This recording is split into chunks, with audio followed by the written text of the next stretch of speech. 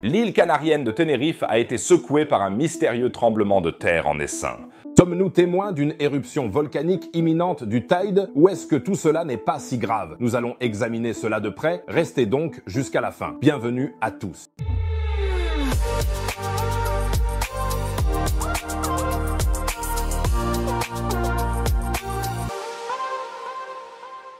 Lorsque les volcans tremblent, ce n'est généralement pas bon signe. Si tu veux être informé directement de ces développements passionnants à l'avenir, tu ne manqueras plus jamais une vidéo. Alors n'hésitez pas à vous abonner. S'abonner ne coûte rien. Vous ne manquerez plus jamais une vidéo. Et vous m'aidez énormément à atteindre mon grand objectif de 100 000 abonnés. Un grand merci à tous. Alors maintenant, en route pour Tenerife, Alexander von Humboldt était déjà enthousiasmé par l'île et le volcan Teide en 1799 et disait après l'ascension « Hier soir, je suis revenu du pic. Quel spectacle, quel plaisir ! Écris-moi si tu es déjà allé à Tenerife et quel est l'endroit qui te plaît le plus. Je suis impatiente de connaître vos conseils. » L'île de vacances populaire a maintenant été frappée par un essaim entier de tremblements de terre. L'Instituto Vulcanologico de Canarias, abrégé en Vulcan, a rapporté que le réseau sismique des îles Canaries le 14 novembre, un véritable balai de tremblements de terre a été enregistré, ce directement sous le célèbre volcan Teide. Au total, 44 tremblements volcanotectoniques de faible intensité ont été enregistrés, le plus fort ayant une magnitude de 1,3. Les secousses ont eu lieu à des profondeurs comprises entre 5 et 10 km et se sont principalement concentrées au sud-ouest de la soi-disant caldeira. Un instant caldeira. Pour tous ceux qui pensent à une sangria espagnole, une caldeira est un cratère d'effondrement qui se forme par l'effondrement de la chambre magmatique d'un volcan après une éruption. On peut l'imaginer comme un gigantesque pudding au chocolat dont le centre s'enfonce. Sauf que le volcan est moins savoureux, mais beaucoup plus dangereux. Pudding au chocolat. Rien que cela serait déjà assez inquiétant, mais il y a encore plus grave. En plus des tremblements de terre volcanotectoniques, plus de 270 tremblements de terre hybrides ont été enregistrés. Les séismes hybrides semblent d'abord être quelque chose que l'UE voudrait interdire, mais en réalité, ce sont un phénomène volcanologique fascinant. Contrairement aux tremblements de terre typiques causés par la rupture des roches, ces événements sismiques hybrides sont directement liés à la circulation des fluides hydrothermaux à l'intérieur du volcan. D'autres, eau, gaz et vapeur, se déplacent à travers l'intérieur du volcan. Si le Teide était une voiture, alors les scientifiques seraient en train de constater que les liquides circulent de manière sauvage, et normalement ce n'est pas un bon signe pour une voiture. Mais qu'est-ce que cela signifie pour l'avenir? Tenerife est et reste une île volcaniquement active. La probabilité d'une éruption dans les 50 prochaines années est estimée à près de 40%. Cela semble d'abord menaçant, mais cela signifie aussi que la probabilité qu'il n'y ait pas d'éruption est de 60%. Personnellement, je suis plutôt optimiste, et je dirais donc que le verre n'est pas à moitié vide. Seulement rempli à 40% de lave ou quelque chose comme ça. Mais blague à part, examinons quel type de volcan est le Teide. Avec une hauteur de 3715 mètres, ce n'est pas seulement la plus haute montagne d'Espagne, mais aussi le troisième volcan insulaire le plus haut du monde. Seuls le Mauna Kea et le Mauna Loa à Hawaï sont encore plus hauts.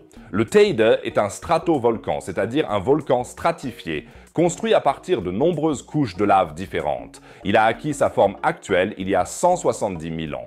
À cette époque, il y avait encore des mammouths en Allemagne et l'homme de Néandertal était le chef sur le ring. Depuis, le Teide a fait parler de lui à plusieurs reprises, peut-être même en 1492. Cette année-là, Christophe Colomb, qui voyageait vers le Nouveau Monde, a observé ce qui pourrait être une éruption volcanique à Tenerife. Cependant, Colomb n'était pas tout à fait sûr de ce qu'il voyait. Peut-être avait-il simplement trop bu de sangria. L'activité sismique actuelle se concentre principalement dans la région de la caldeira de Las Cañadas. Cette caldeira géante mesure 10 km sur 17 et a été partiellement remplie par le volcan Teide. Les géologues se disputent encore aujourd'hui sur la manière dont cette caldeira s'est formée. Certains pensent qu'elle a été créée par une énorme éruption volcanique. D'autres pensent qu'un gigantesque glissement de terrain s'est produit ici. Peut-être s'agissait-il d'une combinaison des deux? Quoi qu'il en soit, la caldeira de Las Cañadas est aujourd'hui la zone volcanique la plus active de l'île. J'étais à Tenerife début 2023 et aussi dans le parc national du Teide. Un paysage vraiment impressionnant qui m'a un peu rappelé Mars. Je ne sais d'ailleurs pas pourquoi je m'étais rasé les cheveux si courts à l'époque. Ça ne se reproduira pas, promis. Enfin, peu importe. Les actuels essaims sismiques sont donc un signe que le Teide n'est rien d'autre qu'un géant endormi Les volcanologues surveillent la situation de près, car en plus de l'augmentation de la sismicité, ils constatent également une augmentation du flux de gaz. Cela signifie que plus de gaz volcanique s'échappe du sol que la normale. Ces gaz ne proviennent pas de sources clairement définies, mais d'une multitude d'ouvertures minuscules dans le sol. On appelle cela un flux de gaz diffus. À des profondeurs supérieures à 5 km, un corps de magma s'accumule, dont ces fluides et aussi l'énergie thermique proviennent. Pour mieux évaluer la situation, un système de feu tricolore volcanique a été introduit aux Canaries. Actuellement, le feu tricolore volcanique pour Tenerife est au vert. Il n'y a donc aucune restriction pour les résidents et les visiteurs de l'île. C'est intéressant, le feu tricolore sur l'île voisine de La Palma est toujours au jaune. La raison en est l'éruption volcanique violente qui s'est produite là-bas en 2021. Les paramètres volcaniques ne se sont pas encore complètement normalisés des années plus tard. Les îles Canaries sont donc un point chaud d'activité volcanique, et ce, au sens propre. Les îles se sont formées au-dessus de ce que l'on appelle un point chaud dans le manteau terrestre. À cet endroit, le matériau chaud du manteau monte et fait fondre la croûte océanique qui se trouve au-dessus. C'est ainsi que les différentes îles de l'archipel se sont formées au cours de millions d'années. Les îles les plus à l'est, Lanzarote et Fuerteventura, sont les plus anciennes, tandis qu'El Hierro, à l'ouest, est la plus jeune. On trouve un système similaire à Hawaï.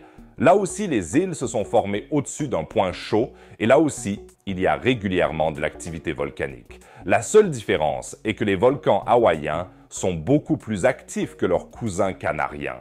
Le Kilauea hawaïen entre en éruption presque constamment, tandis que le Teide prend beaucoup plus de temps. Cela est dû au fait que le point chaud hawaïen est beaucoup plus fort que le point chaud canarien.